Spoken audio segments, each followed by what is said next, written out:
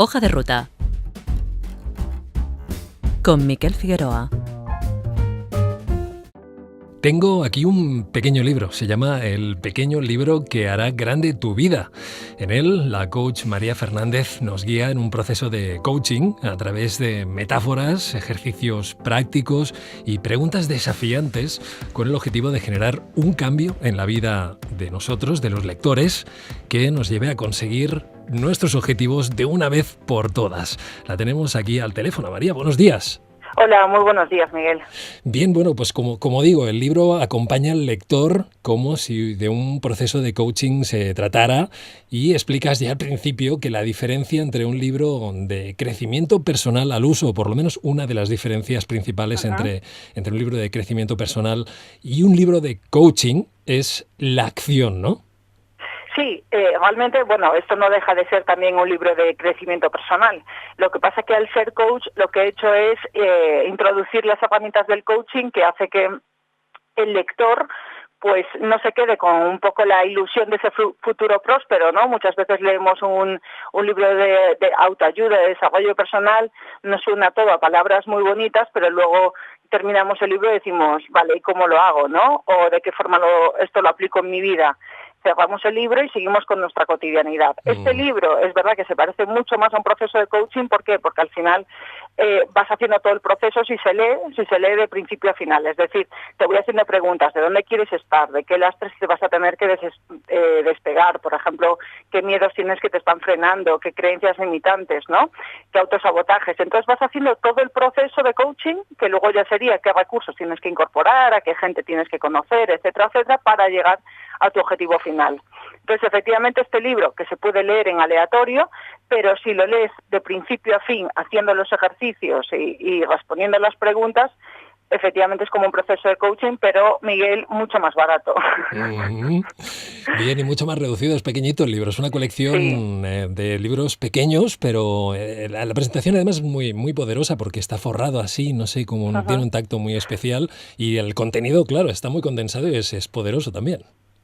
Sí, bueno, tiene el formato, pues la colección El Pequeño Libro, ¿no? De Alienta, que es un sello de Planeta, y casi todos estos libros tienen más o menos la misma línea.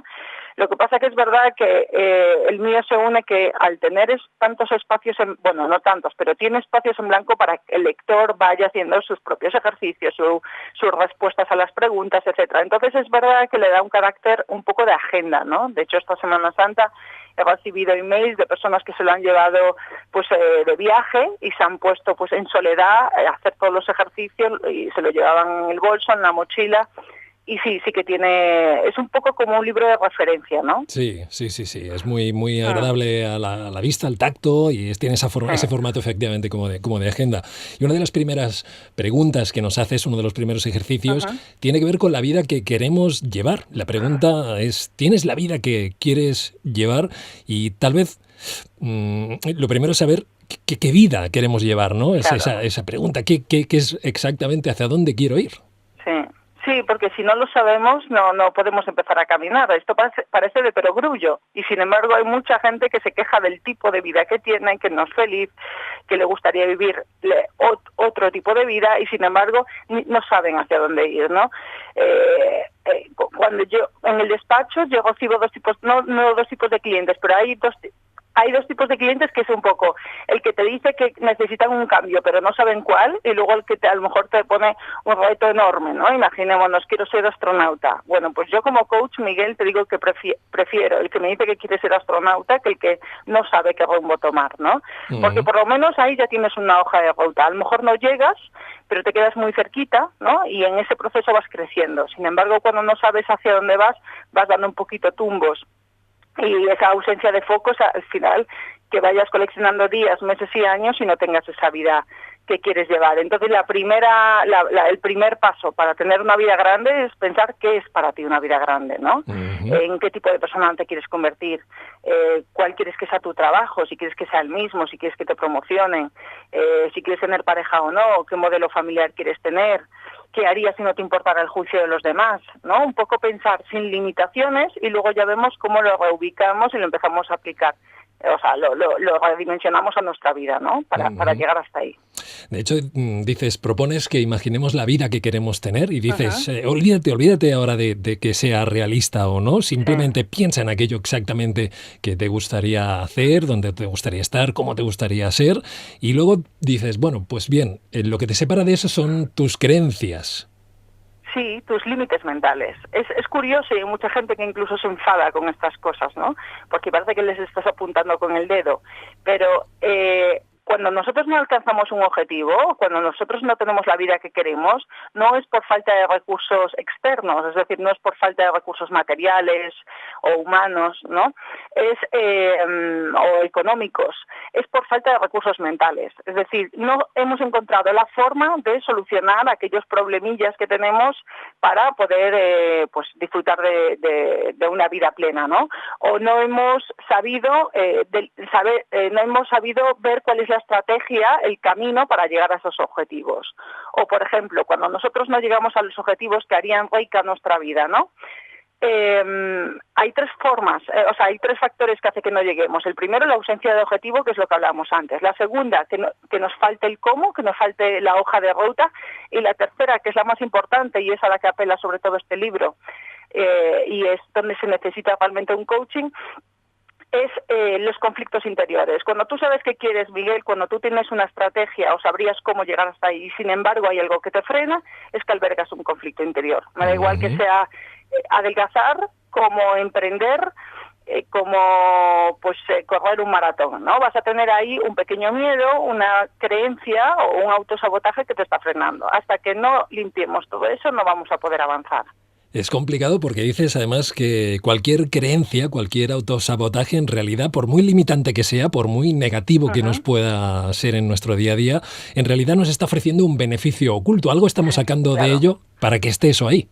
Claro, es que no somos tontos. Al final todo lo que sostenemos, incluso lo malo, es porque nos proporciona una contrapartida. En este caso, por ejemplo, si hablamos de las creencias limitantes, ¿no? Imagínate que a ti de pequeño te dijeron que el dinero no daba la felicidad o que corrompía a las personas. Bueno, pues eso en su día sí te ayudó para no vincular tu felicidad a un aspecto monetario, para darle el justo valor a las cosas y al final creciste, con una serie de valores, ¿no? Independientes a el factor material. Esa creencia te ha ayudado durante mucho tiempo, pero ahora imagínate que con 40 años o los que sea, te fijas que no tienes ambición monetaria, porque no vinculas ese bienestar a un factor económico. En ese momento, esa creencia que había sido estimulante, potenciante, porque a lo mejor te lo dijeron tus padres y te ayudó durante mucho tiempo, ahora empieza a limitarte. ¿Cuál es el problema? Que te cuesta desapegarte de ella. ¿Por qué? Porque esa creencia habla bien de ti. Está apelando a tus valores. Está diciendo que tú eres una persona poco material. Por eso nos cuesta ser desviado, nos cuesta el desapegarnos de esas creencias, porque en el fondo nos dan seguridad, ¿no? Entonces, en ese momento es un poco individualizar esa creencia, despedirte de ella, agradecerle todo lo que ha hecho por ti durante todos estos años, pero darte cuenta que ahora mismo no la necesitas. Despedirte de ella y cambiarla automáticamente por una que sea la contraria, es decir, que sea potenciante. En este caso podría ser, por ejemplo, el dinero me ayuda a ayudar a la gente que quiero, a viajar o a materializar mis proyectos, ¿no? Y entonces esa afirmación lo que hay que hacer es repetírnosla, incluso ponérnosla en la nevera, en el móvil, donde sea, en la pantalla del ordenador, decírnosla por las noches y de esa forma estamos un poco reseteando nuestro cerebro, estamos reseteando nuestro software, ¿no?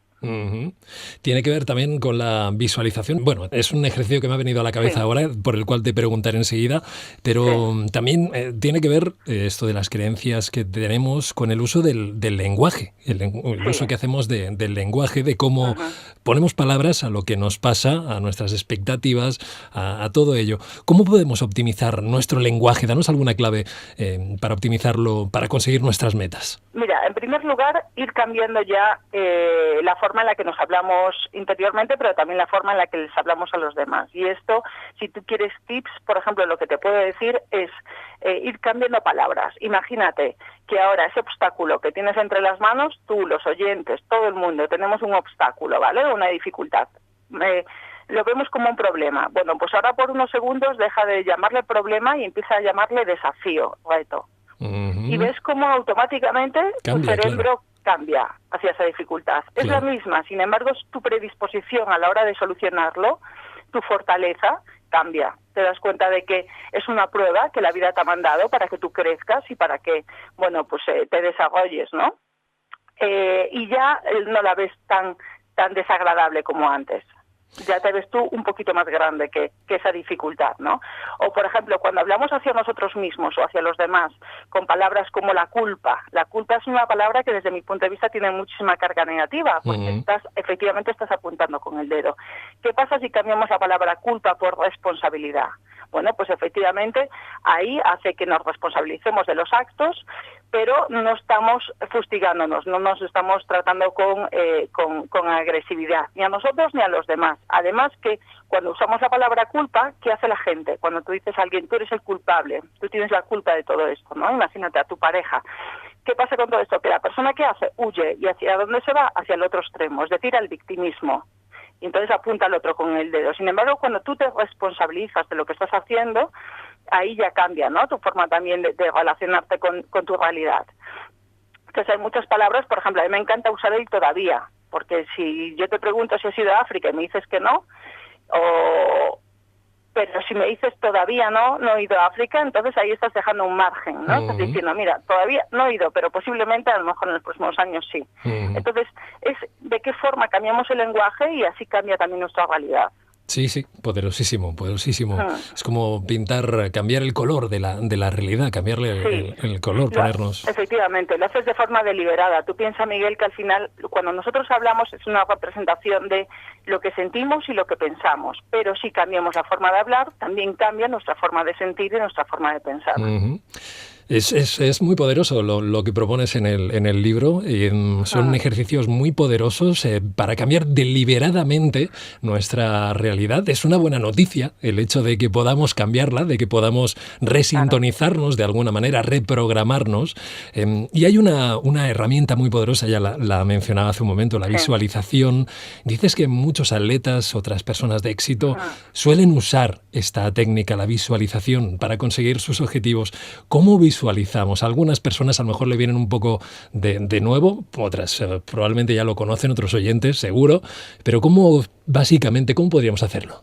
Bueno, visualizar no es más que imaginarte la situación que tú quieres, una vez que ya la has definido, imaginártela como si ya fuera realidad, ¿no? Entonces, antes de irte a la cama, o sea, antes de dormirte o incluso antes de despertarte, que es cuando estás en una fase de relajación, pues mucho más profunda, te imaginas esa situación ideal. Y además, lo que yo pido es que lo imagines desde la emoción, no tanto desde el pensamiento. Es decir, nosotros podemos proyectar imágenes desde el marco del pensamiento, imaginárnoslas, pero si además nos sumergimos en las emociones que nos provocaría esa situación, haremos que nos la creamos. Y de esa forma lo que estamos haciendo es entrenar nuestro cerebro a esa situación, ¿de acuerdo? Los deportistas, por ejemplo, cuando visualizan, incluso cuando están lesionados, lo hacen porque están activando músculos y están recordando movimientos que no se van a atrofiar en el momento de la lesión, ¿no? Mientras están parados durante mucho tiempo. Fernando Alonso, por ejemplo, es capaz de, con un volante sin coche, un volante solo, es capaz de hacer el mismo circuito en el mismo tiempo, con todas las curvas exactamente igual, con una diferencia de milésimas de segundo, mínimas, ¿no? Entonces, al final lo que estás haciendo es entrenar tu cerebro. Y ese capítulo del pequeño libro que hará grande tu vida se llama El momento déjà vu. Sí. ¿Por qué? Porque cuando tú realmente luego lo vives, te das cuenta de que ya lo habías vivido 1000 veces, pero en tu cabeza, ¿no? Que es lo que le pasó al paralímpico Enamet. Enamet es una persona ciega, se quedó ciego a los 8 años, pero y ganó las Paralimpiadas, ¿no? De Pekín. Entonces, Enamet, cuando le preguntaron si se había imaginado haber ganado las Paralimpiadas, él dijo que lo había ganado 1000 veces en su cabeza. ¿Y qué había hecho? Había tirado de imágenes acumuladas hasta los 8 años y, siendo ciego, las ha usado como un instrumento para su desarrollo, ¿no? Es curioso que una persona invidente use la visualización para transformarse. Además, claro, Claro, claro. Conor McGregor también recuerdo que hablaba de visualizar, estaba como entrenadísimo para no solo para entrar en el ring, sino para ganar a través de las sensaciones que él mismo se autogeneraba de vencer, o actores, grandes actores. Lo he oído muchas veces esto de la visualización y muy interesante lo que este hecho, ¿no? El hecho de no solo visualizar conceptos, algo puramente mental, sino también las emociones, las sensaciones. Muy, muy interesante. Sí, lo es, sí. Es curioso porque hay gente que le parece un juego de niños y sin embargo al final pues casi todas las personas de éxito lo usan. O sea que yo invito al oyente a que haga la prueba y que vea cómo además pues eso, al final lo que esa situación de éxito que le abrumaba la va a percibir mucho más cerca después de una semana visualizando. Claro, es que además, y se me ocurre, una situación que nos ponga nervioso, si visualizamos esa situación normalizándola, uno probablemente vaya a entrar en sintonizar con esas sensaciones más positivas, ¿no?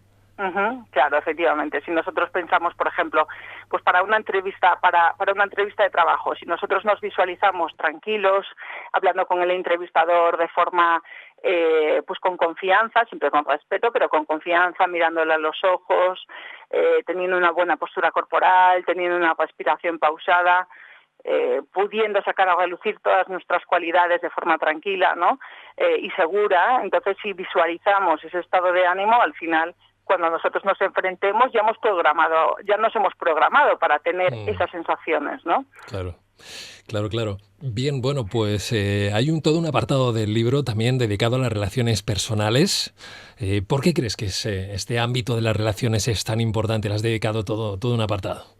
Sí, bueno, es que, personalmente, a ver, yo digo que para mí una vida grande tiene 3 pilares, ¿no? El primero es vivir en coherencia con nuestros valores y mostrarnos en autenticidad, no solo con nosotros mismos y tener una vida auténtica, sino también mostrarnos al resto en autenticidad. El segundo es tener unas relaciones personales fructíferas y enriquecedoras, y el tercer pilar ya sería la propia superación, ¿no? La consecución de metas. Entonces, al final, si tú piensas en tu vida, gran parte de la calidad de tu vida viene derivada de la calidad humana de las personas que te rodean. Entonces no podemos aislarnos de las personas, van a estar siempre pegadas a nosotros, para bien y para mal, y por tanto lo mejor es que usemos esas relaciones para que nos enriquezcan, ¿no? Y para hacernos sentirnos bien. Nosotros al final vivimos en sociedad y creo que por una parte esas relaciones personales nos gratifican y por otra parte creo que empieza a ser un lujo no dominarlas. Es decir, tú puedes ser un cerebro con patas, pero si te falta la asignatura de las habilidades sociales, al final una de esas patas se va a quedar coja. Es decir, no te sirve de nada, pues eso, es ser muy inteligente si luego no sabes conectar con las personas. En el mundo, por ejemplo, del emprendimiento, el networking, es decir, la conexión entre personas y generar alianzas, es esencial. Es decir, hay un porcentaje muy alto de que nuestros clientes vengan derivados de otras personas, ¿no? Entonces, al final estamos conquistando, estamos en el mundo del desarrollo de la marca personal, que tú eres tú como periodista, independientemente de en la emisora en la que trabajes, y vas a estar acumulando siempre una marca personal, y por tanto eso al final eso es lo que hace que tú como persona conquistes, ¿no? Entonces creo que es una asignatura que tenemos que tener todos aprobada y superada. Bien, lo hablas en el libro extensamente. Hablamos el otro día con Cipri Quintas, que creo que lo conoces también. Sí. Es curioso porque sí, a Cipri le pedí que me hiciera una reseña para el libro, que una vez que termine el mío, ya lo había enviado y dije, anda, mira porque yo ya estaba pensando en mi segundo libro. Decía, bueno, pues el segundo libro va a ser el pequeño libro de las relaciones. Y de repente digo, no, espera, que hay uno que ya está hablando de esto. Y efectivamente, Cipri, lo estuve ojeando y, bueno, lógicamente a día de hoy ya es un amigo, ¿no? Sí, bueno, una persona muy, muy especial. Sí, ahí Cipri y yo tenemos un denominador común que al final es, pues eso, es la generosidad, es la autenticidad y la naturalidad, y con esas 3 cosas al final conquistas a cualquiera, ¿no? Bien, bueno, nosotros nos estás conquistando, a mí por supuesto, y me gustaría acabar con una pregunta que tiene que ver con tu trabajo, porque, bueno, eres directora de Coaching and Media. ¿No sé si es Coaching and Media o Coaching y Media? Bueno, a medio porque lo he puesto en inglés, sí. Claro. Bueno, pues una firma especializada en coaching a personajes públicos, además de particulares. Y me gustaría preguntarte por esta tarea con personajes públicos, porque ¿en qué sueles ayudarlos? Y si hay alguna diferencia en lo que haces con ellos y con el resto de personas. Sí, mira, a ver, en realidad no hay ninguna diferencia, porque cuando tú vas a hacerle coaching a la persona, no al personaje, y vas a ese centro de la persona que suele ser su corazoncito, no suele ser, es su corazoncito, su esencia, pues al final eso es común a todos los seres humanos, ¿no? Entonces yo voy ahí, apunto ahí, y ahí no hay personajes, hay personas. Entonces, desde ese punto de vista, para mí todos son iguales, me da igual hacerle coaching a una chavala de 18 años con personaje público y de 50, o sea, al final vas a la esencia. Pero sí que es verdad que luego ellos tienen otro tipo de variables, como puede ser, por ejemplo, a veces la ausencia de libertad, ¿no? No pueden tomar, se sienten que no pueden tomar todas las decisiones que querrían, porque tienen una imagen que tienen que proteger, ¿no? Claro. Entonces, pues imagínate, Miguel, que te digo, mira, ahora en el Puente de Mayo, pues vete solo, viaja, vete por ahí, llévate mi libro, por ejemplo, y ponte a reflexionar sobre el rumbo que está llevando tu vida, que vas a cambiar y que no, ¿vale? Sin embargo, si esto se lo digo a una persona que no puede ni ir a tirar la basura porque la conocen, pues eso ya no se lo podría sugerir, o se lo podría sugerir, pero yéndose a una montaña en el Tíbet, por ejemplo, ¿no? Entonces, ese tipo de toma de decisiones, pues la tienen un poquito más coartada, ¿no? Más cerrada. Pero luego son iguales. Y luego está el tema de que yo opino que el precio de la fama a día de hoy es mucho más caro que hace 20 años por el tema de las redes sociales, ¿no? Claro. Entonces, hay que saber llevarlo muy bien. Pues antes el éxito tenía más luces que sombras y a día de hoy a veces tiene más sombras que luces, ¿no? Y entonces eso también es un tema que a veces hay que considerar. Claro. Y además supongo que también la propia exigencia, ¿no?, de estar a la altura de su anterior trabajo, de todo lo que han conseguido, de mantenerse ahí, supongo también es importante. Claro, por ejemplo, con la crisis, ¿no? Ellos no pueden irse a trabajar a un McDonald's, por ejemplo, claro, para pagarse la renta de casa, ¿no? Y nosotros, bueno, no sé, cada uno de la situación, pero hay mucha gente que sí que podría irse a trabajar a un McDonald's o irse a Londres a trabajar de camarero y ellos, por ejemplo, no podrían. Es una tontería, o sea, podrían, pero lógicamente tienen un histórico detrás que quieren cuidar, ¿no?, y conservar. Claro.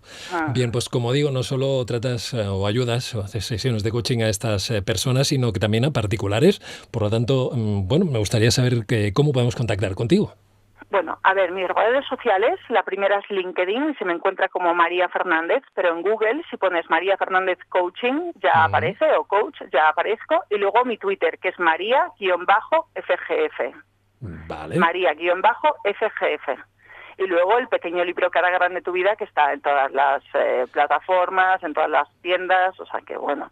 Bien, bueno, pues de él hemos hablado, un libro pues muy compacto, un pequeñito, compacto y muy lleno, muy agradable, como digo, también de tacto, de vista, para llevarlo encima casi como una agenda, como decíamos, e ir haciendo los ejercicios, ir siguiendo este proceso de coaching. Un placer leerlo y un placer hablar contigo, María. Muchísimas gracias, Miguel. Un placer haber estado hablando contigo un ratillo. Sí, pues eso, te mando un abrazo y estaremos pendientes de lo que hagas para ver si podemos charlar en algún momento. De acuerdo, gracias.